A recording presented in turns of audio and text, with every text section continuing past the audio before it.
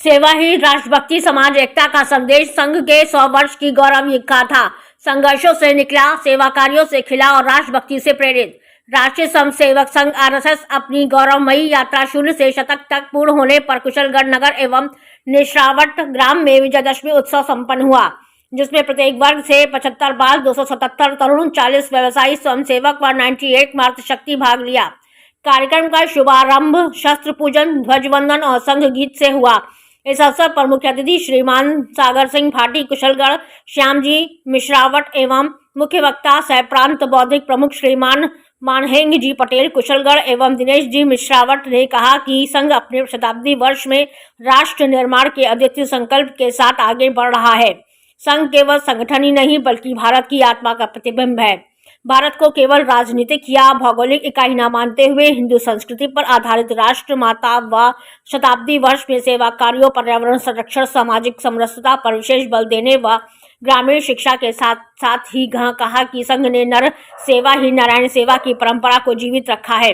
संघ समाज में एक संगठन न बनकर संपूर्ण समाज को संगठित करने का प्रयास करता है और जिन राष्ट्रीय एवं सामाजिक गुणों का संघ निर्माण करना चाहता है वह निर्माण करने की प्रयोग भूमि शाखा है।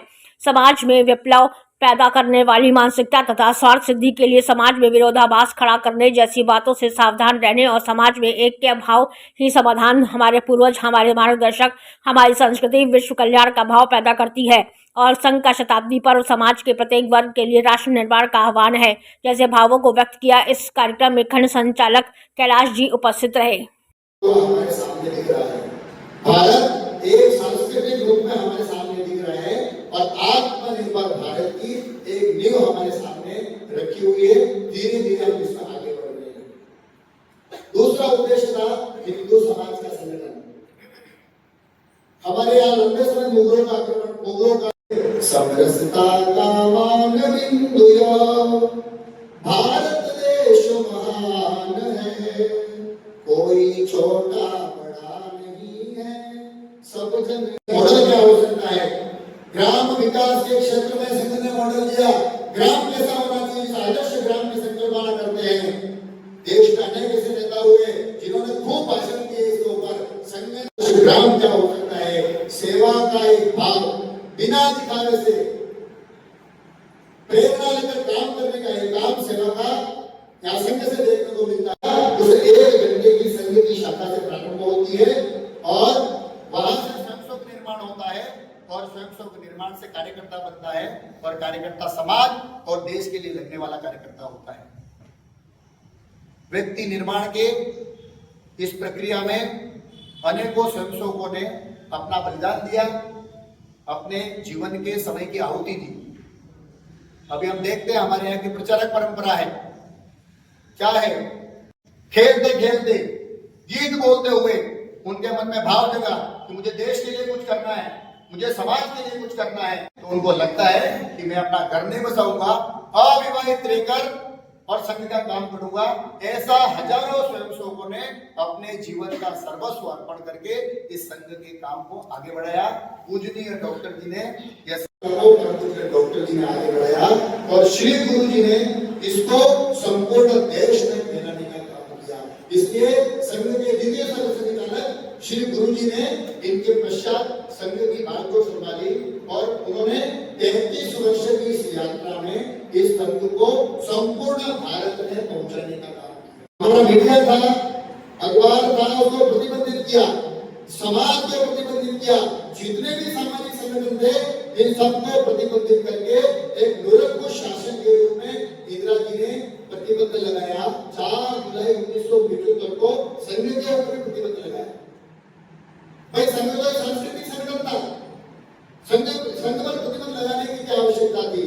लेकिन उनको उस समय लग रहा था कि यदि संघ नाम के संगठन को कुचला नहीं गया, यदि संघ का दमन नहीं हुआ तो आने वाले समय में संघ उनके लिए घातक सिद्ध होगा। इसलिए उन्होंने संघ पर प्रतिबंध लगाकर संघ को कुचलने का प्रयास किया। 2 कारण बताए। तीसरा कारण वर्तमान का है, आज समाज में जाते हैं तो समाज के बंधु बोलते हैं, बोलिए हमारे लिए क्या काम है, बोलिए मुझे संघ के लिए क्या करना है, बोलिए आप मेरे से क्या अपेक्षा रखते हैं। ऐसा अनेक लोग बोलते हैं। वाला संपूर्ण संपूर्ण दुनिया में ऐसा कोई भी संगठन नहीं है, यह संपूर्ण विश्व ने आज स्वीकार किया है। लाखों कार्यकर्ता हैं, हजारों कार्यकर्ता हैं, लाखों शाखाएं हैं, जो व्यक्ति निर्माण का काम करके आज भी 1925 की उस प्रक्रिया के उसी काम को आज कर रहे हैं। संस्कृति का एक हिंदुत्व का ज्वार बेग है। एक नहीं 50 संगठन ऐसे हैं जो अखिल भारतीय स्तर के संगठन है, 200 संगठन ऐसे हैं जो क्षेत्रीय स्तर के संगठन हैं, जो इस विचार को लेकर समाज के बीच में काम करते हैं। दूसरा है सामाजिक कार्य। कितना बड़ा काम संघ ने किया है। हम दक्षिण राजस्थान के दूरस्थ क्षेत्र में बैठे हुए हैं। सेवा क्षेत्र में संघ का बहुत बड़ा काम है। आज अनेकों सेवा प्रकल्प चलते हैं, बिना प्रसिद्धि परानुरूप बिना मुझे कोई इच्छा नहीं कि मेरा नाम आए, मेरी कोई इच्छा नहीं कि मुझे कोई स्थान मिले, मेरी कोई इच्छा नहीं कि मेरा अध्यक्ष के रूप में नाम हो, उसके बाद भी सेवा भारती के अनेकों कार्यकर्ता इस काम को होता था, अमेरिका के सामने झुककर खड़ा होता था, सब हमें बचा लीजिए। आज इस देश का प्रधानमंत्री जब किसी देश में जाता है तो देश अपने आप में गौरव का भाव महसूस करता है। यह पुनरुत्थान का, राष्ट्रीय पुनरुत्थान का, जागरण का काम संघ के 100 वर्ष की यात्रा में प्रारंभ हुआ है। अखंड भारत और सांस्कृतिक राष्ट्रवादी की संकल्पना संघ ने हमारे बीच में रखी है। वसुधैव कुटुंबकम के भाव को लेकर भारत वापस विश्व गुरु बने, उस दिशा में सीढ़ी चलने का काम प्रारंभ हुआ है। हम किसी के प्रतिस्पर्धा में काम करने वाले लोग नहीं हैं, हम किसी के विरोध में भी काम नहीं करते हैं। हम काम करते हैं सर्वे भवन्तु सुखिनः सर्वे सन्तु निरामया सर्वे भद्राणि पश्यन्तु मा कश्चित् दुःखभाग् भवेत्। इसलिए हमारे आज भी जब मंदिरों में बोला जाता है तो धर्म की जय हो, धर्म का नाश हो, प्राणियों में सद्भावना हो, विश्व का कल्याण होते हैं, वह भारत के कल्याण की काम। 1925 में संघ की स्थापना हुई। श्री डॉक्टर जी जन्मजात देशभक्त थे, इसलिए उनके बारे में कहते हैं, उनकी घटना है। वो जब छोटे थे अपने घर के बाद उन्होंने मना कर दिया। जब अंग्रेजी स्कूल को देखने के लिए आए, उन्होंने वंदे मातरम बोला, वंदे मातरम बोलकर उसका विरोध किया कि देश हमारा है। ऐसे ही अनेक प्रकार देशभक्त थे। यह सिद्ध होता है यूनियन जैक लगा हुआ था, वो अपने विजय गुरु जी क्या पढ़ते थे, छोटे थे, अभी उनको समझ ही नहीं थी।